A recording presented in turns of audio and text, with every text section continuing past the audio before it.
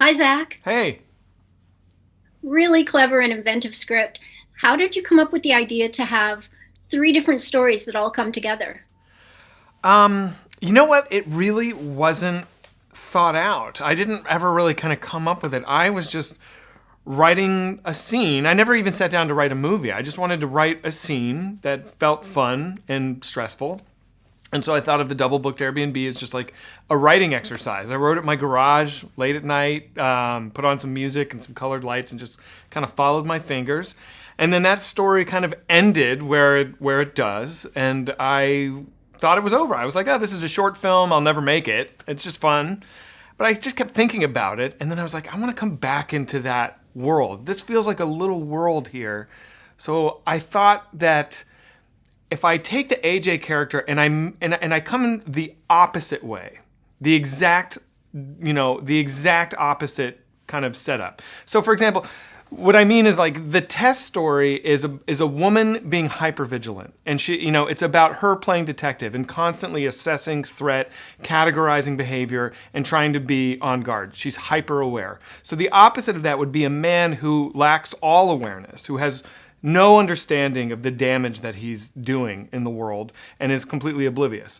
And to put both of those characters and thread them both through the same needle, I thought was a really interesting exercise. So that's why I kind of came up with the alternate chapter.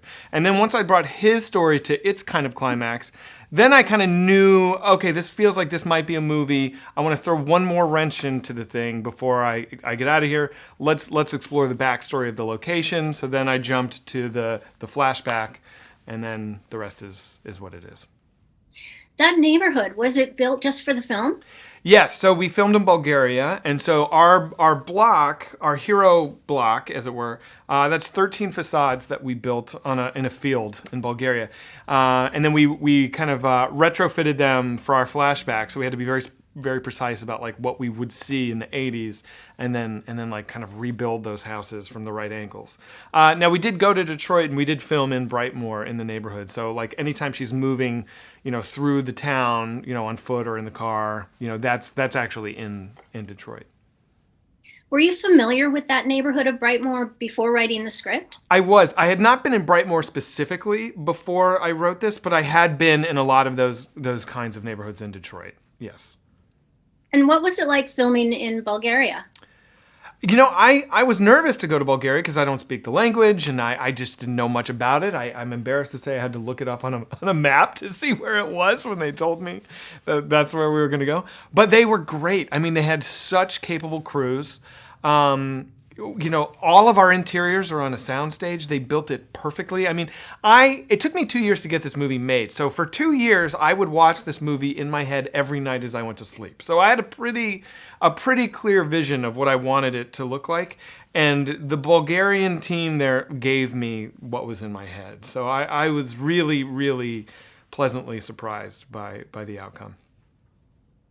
I've never seen Justin Long play a role like this. How did you think of him for it? It's funny. I initially didn't. I had originally kind of imagined casting an actor who was like a big buff guy with like a jawbone and a haircut and big biceps, and who would be like what we refer to nowadays as a big Chad.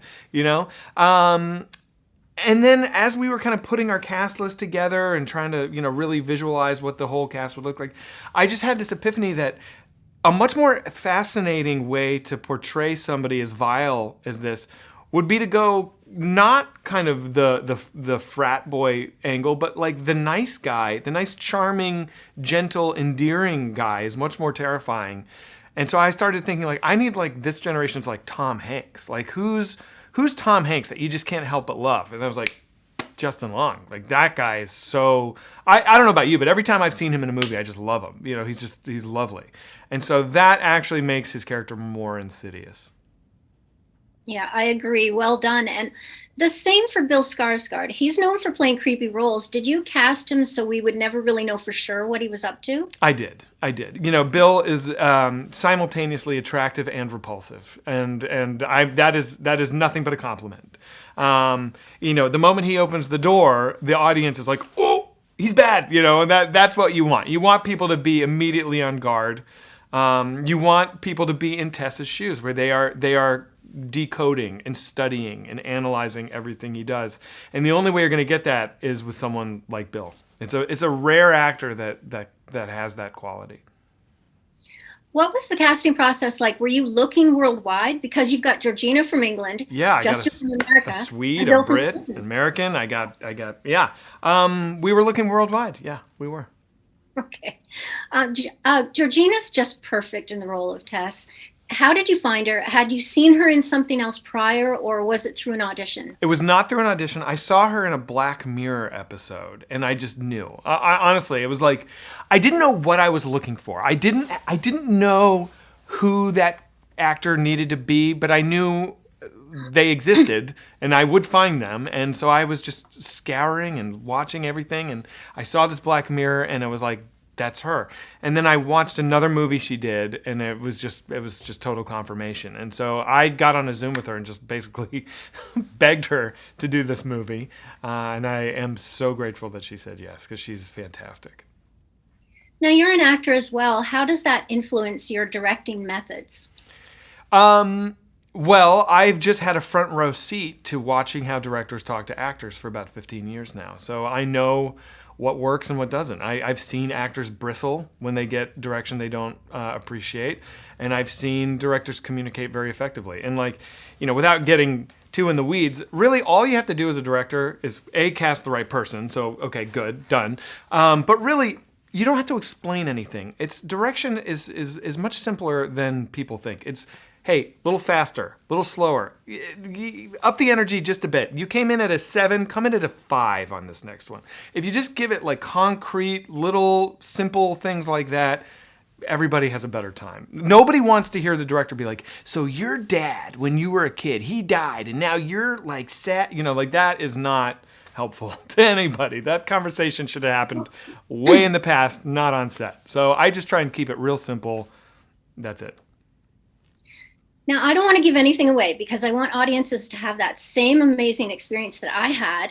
But in addition to jump scenes, there are some laugh out loud moments, especially when Justin Long enters the story. Sure. Did you add those on purpose, or was that something you just couldn't help adding because of your comedic background? I think I just couldn't help it. I didn't censor myself as I was writing this. I tried not to be analytical. I try and just get my brain out of the equation and just let my fingers and subconscious kind of dictate what happens.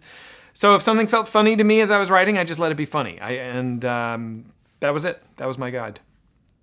Good job. Well done. Thank you. And finally, what advice would you give to Airbnb users after they've seen this movie? Oh, I would say don't stop using Airbnb. It's a wonderful service. I use it still all the time. I love it.